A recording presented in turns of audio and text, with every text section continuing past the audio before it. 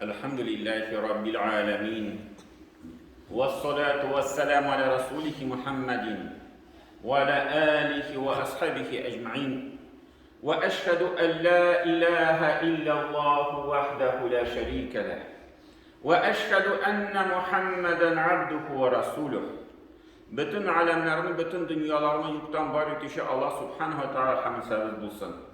İki dünyaya rahmet bulup gelmiş Peygamberimiz sallallahu aleyhi ve sellem'e көңіл тілерден шыққан салға шәрифләріміз ерішсін. Һәм bu изге җомга көннәрендә җомга намазларына җыелган барча дин кардәшләребезгә Аллаһ Тәгалә рәхмәтләре булсын. Җәмәгать, инде безнең Мәүлид ае башланды. Мәүлид ае ул шундый ай, Рабиул Аввал ае дип атала. Шул айда безнең Пәйгамбәрбез саллаллаһу алейһи ва сәлләм бу дөньяга килде. Һәм инде җәмәгать, менә бу айларда инде без аеруча Пәйгамбәрбез саллаллаһу алейһи ва сәлләмгә игътибар итәбез. Аның тарихына, аның тормышына, аның турында китаплар укыйбыз. Инде үзебезнең күңелләребездә бер төрле шундый бер мәхәббәтне көчәйтү, Пәйгамбәрбезгә карата шул мәхәббәт чын мәгънәдә мәхәббәт булсын өчен. Һәм ул бер юлы менә шул мәхәббәтне көчәйтү, Пәйгамбәрбез турында мәгълүматлар тарату, ул инде шул Мәүлид кичәләре, Мәүлид бәйрәмнәре дип атала. Аның турында инде әйтүчеләр бар, ул дөрес түгел. Пәйгамбәрбез саллаллаһу алейһи ва сәлләм вакытында андый эш эшләнмәде. Шуңа күрә андый эш эшләү ул инде бер гөнаһ дип атала, бидагать дип әйтәләр. Ләкин җәмәгать бу инде бераз теге өстән генә карау, һәрбер әйбергә бераз тирәнрәк карарга кирәк. Күп әйберләр кайсылар Пәйгамбәрбез саллаллаһу алейһи ва сәлләм вакытына туры килмәделәр, булмадылар. Ләкин аннан соң ул вафат булганнан соң сахабалар шул гамәлләрне, мәсәлән, тормышка көтеп җибәрделәр, аның максатына карап. Шул мисал Коръәнне җыю. Пәйгамбәрбез саллаллаһу алейһи ва сәлләм вафат булгач, бөтен Коръән төрле кешеләргә төрле эҗекләр, төрле өлешләр язылып сакланып тора иде. Күбесенчә инде шул ятлаган кешеләр яттан беләләр иде Коръәнне. Аннары Абу Бакр вакытында бер сугышта 70 кеше, 70 Коръән хафиз вафат булды. Шунда Умар булган. Һәм Умар шуны күреп, моның күңеленә шундый фикер төшкән, туктале, хәзер бөтен шулай Коръәнне яттан белүче кешеләр вафат булсалар, аннары нишлибез? Аннары Коръәнне каян алабыз? Ничек безгә Коръәнне саклап калдырырга? Абу Бакр янына барды. Абу Бакр башлык, халифа. Һәм әйткән: "Эй Абу Бакр, әйдәле без Коръәнне җыеп куйып бер китапка, берләштереп алыйк." Шунда Абу Бакр әйтте: "Юк, бу бидагать. Пәйгамбәрбез ул эшне эшләмәде" ди. Һәм мин дә үз истемә ул эшне алмыйм ди. Пәйгамбәр вакытта җыймады бер китапка. Ни өчен мин бер китапка улай берне җыйм? Һәм Абу Бакр әйтте: "Умар мине шул хәтле үгетләде, сөйләде, аңлатты, хәтта минем күңелемә бу фикер кирде" ди. Мин ризалаштым, ярар, дөрес әйтәсең, Коръәнне җыярга кирәк. Ким җыя? Зейд ибн Сабит. Иң Коръәнне күп язучы, иң күп белүче сахаба, шакыр Зейд ибн Сабитне. Зейд ибн Сабит ди: "Коръәнне җыябыз, сиңа әмер итәм, Коръәнне җыеп куй, бергәләшеп." Зейд ибн Сабит нәрсә ди? "Бер тауны бер урыннан икенче урынга күчәргә кушсагыз, бу миңа җиңелрәк була" ди. "Юк ди, мин бу эшкә алынмыйм" ди. Бу бик зур җаваплык. Пәйгамбәрбез саллаллаһу алейһи ва сәлләм вакытында эшләнмәде, мин эшләмим ди бу эшне. Һәммәре Зейд ибн Сабит әйтте, алар Абу Бакр һәм Умар шул хәтле мине үгетләделәр, сөйләделәр, аңлаттылар, хәтта минем күңелем ачылып китте бу фикергә ди. Мин ризалаштым ди. Аннары җыйдылар комиссия, там берничә сахабадан, инде бу китапны, Коръән китабын бергә җыйдылар. Ярар, Абу Бакр вафат булды. Умар халифа булды. Умар вафат булды. Усман килде. Усман вакытында ислам дөньясы зурайды, Коръән төрлечә язылган булган, төрле теге хәрефләр белән ингән, һәм инде шул гарәп телен белмәгән халыклар арасында каршылыклар чыга башлады. Тегеннән хәбәр килә, булар теге талаштылар, бер җирдә мөселманнар, икенче яктан хәбәр килә, монда талаштылар. şunda Osman aytdı, hazır Kur'an'ın bütünüsün jiyip bir harf bilen çıkarırga gerek. 7 türlü harf bilen tugel, 7 türlü söz bilen tugel, bir söz bilen. Tağın Zeyd bin Sabit'i şakırdı. Ayda Zeyd bin Sabit ji yana komisyonu hem yanadan Kur'an'ı ji, lakin Peygamberimiz sallallahu aleyhi ve sellem sileşken tilinde. Şunda Zeyd bin Sabit tağın biz alıştı, hem indi bina bütün şu bulgan türlü Kur'an'larını Osman jiyip alarını yukka çıkardı, bitirdi. Şu bir türlü Kur'an'ına kaldı. Hem bugünkü günde bir İslam'a karşı bulgan kişiler nasıl sililer? Niçin Müslümanların kullarında elekte kalgan yazılar yok? Mesela sahabeler yazıp duraydı. Kimdir taşka, kimdir anda şu yaprakta, kim nesege yazıp duraydı. Niçin alar yok bugünkü günde? Niçin Müslümanlar bugünkü günde kusat almıyorlar bu kitabı? Osman vakitinde yazılan kitap kaldı. Bugünkü günde müzelerde saklana. Bu elekte yazılar yok. Tege biraz şık kirteler kişinin kulüne. İmiş o uylanıp çıkaran kitap. Şu an göre o eski elekte yazılar yok. Aslında o Osman'ın hükmü. O şuraya hüküm etti, Müslümanların şu birdenliğini saklar için. Kur'an'ın şuraya bir türlü kitapta, hem bugünkü günde biz o bir türlü kitabını okuyuz. Anlar cemaat, şuraya Osman vakitinde mesela Cum'a gününde bir azan idi.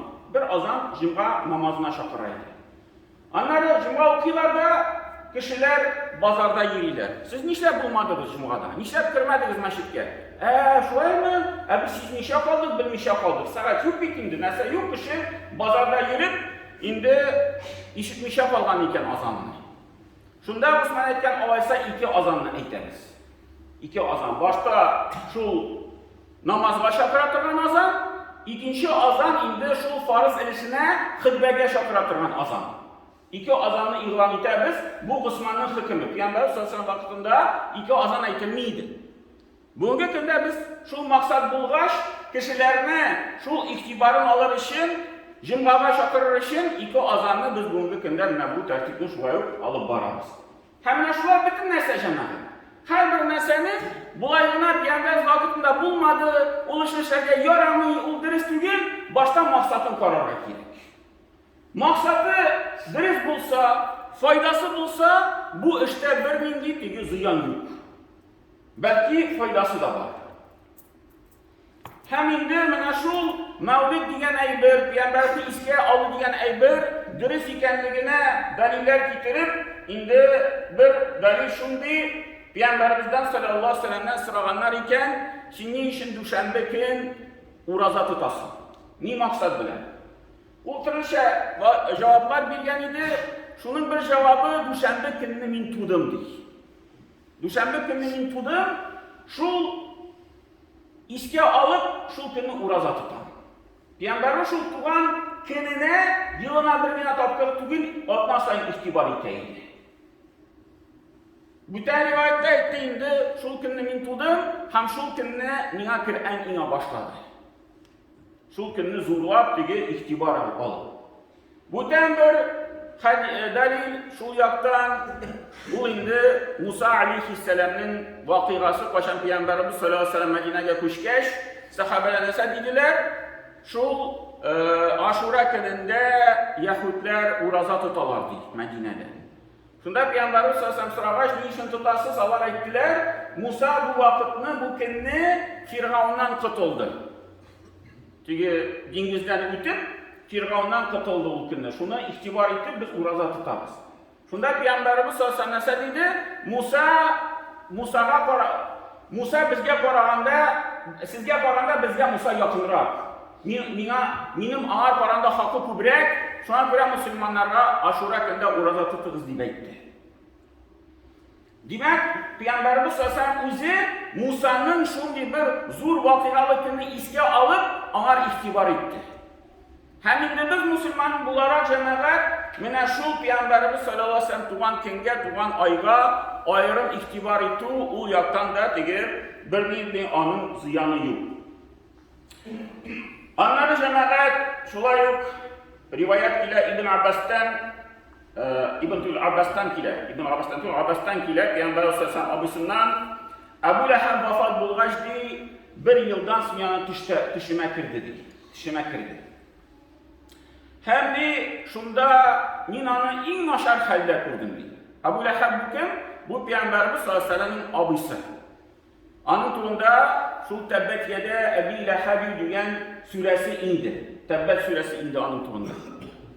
Hatta Allah Teala ana şun hakkıtigi riza bulmadı. Hatta onun turunda, hem onun hatını turunda, onun ziyanı turunda, nincanın neticesi bularak, bulaşak sure indirdi Kur'an'da. Hemen şu Abbas diyen Peygamberimizin abisi Ebu Leheb'nin dışında Kur'an'da bir yıldan sonra. Hem de onu en naşar halde Kur'an'da. Nindi hal bulurga mümkündü, en naşar halde kurdum dışında. Hem şunda sıradım, sen özüne nasıl taptın demin amında bu turmuş kalkmış geç, ahiret turmuşuna kalkmış geç.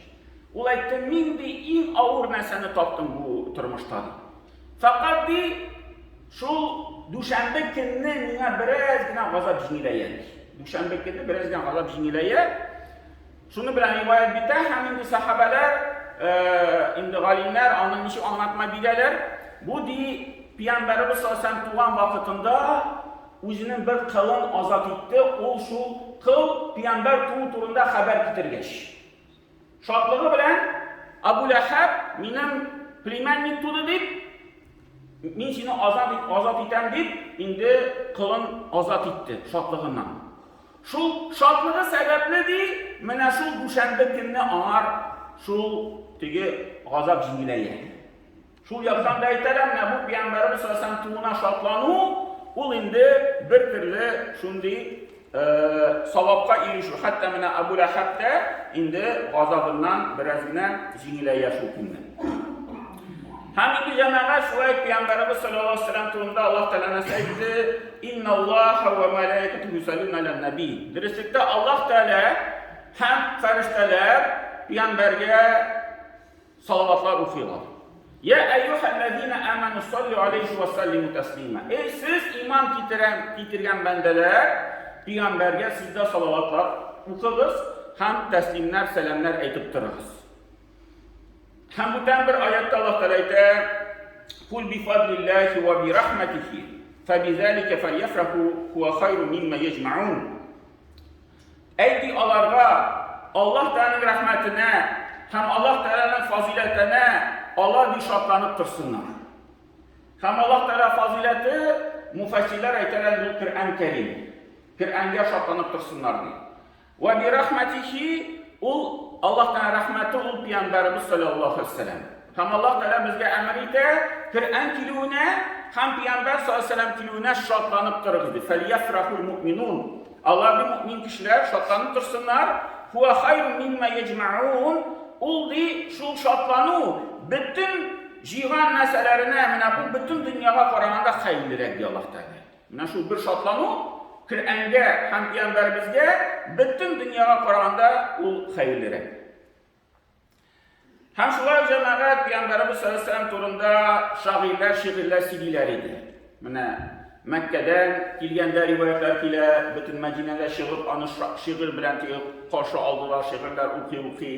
Onları ayrım şairler kileler idi Peygamber yanına, onun turunda şiirler eyteler idi, okuyorlar idi. Hem Peygamberimiz sallallahu aleyhi ve sellem o şiirlerge şartlanaydı. Aytmaydı, bu dürüst değil, bu sözünü aytmayız, yok, o indi mümkünçilik bulsa bulan bileydi onun kişiye, mümkünçilik bulmazsa indi dua kılıp jibereydi onun kişiye.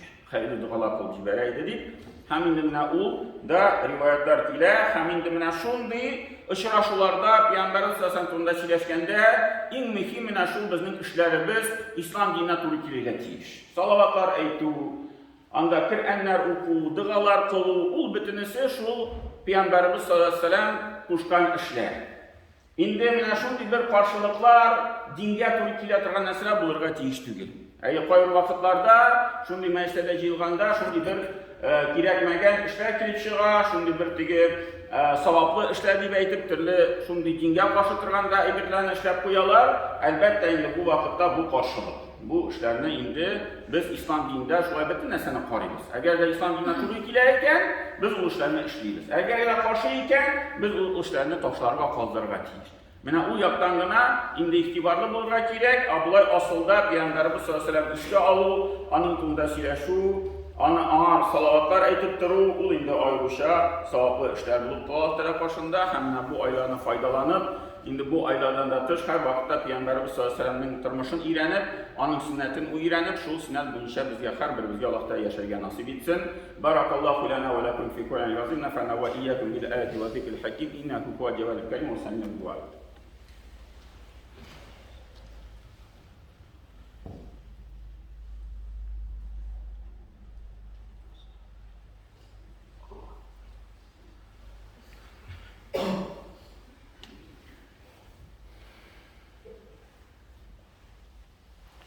إن الحمد لله نحمده ونستعينه ونعوذ بالله من شرور أنفسنا ومن سيئات أعمالنا من يهده الله فلا مضل له ومن يضلل فلا هادي له وأشهد أن لا إله إلا الله وحده لا شريك له وأشهد أن محمدا عبده ورسوله إن الله وملائكته يصلون على النبي يا أيها الذين آمنوا صلوا عليه وسلموا تسليما اللهم صل على محمد وعلى آل محمد كما صليت على إبراهيم وعلى آل إبراهيم إنك حميد مجيد اللهم بارك على محمد وعلى آل محمد كما باركت على إبراهيم وعلى آل إبراهيم إنك حميد مجيد ربنا لا تؤاخذنا إن نسينا وأخطأنا ربنا ولا تحمل علينا إصرا كما حملته على الذين من قبلنا ربنا ولا تحملنا ما لا طاقة لنا به واعف عنا واغفر لنا وارحمنا أنت مولانا فانصرنا على القوم الكافرين وأقول قولي هذا واستغفر الله لي ولكم سائر المسلمين وأقيم الصلاة. الله أكبر الله أكبر الله أكبر الله أكبر أشهد أن لا إله إلا الله وأشهد أن لا إله إلا الله أشهد أن محمدا رسول الله أشهد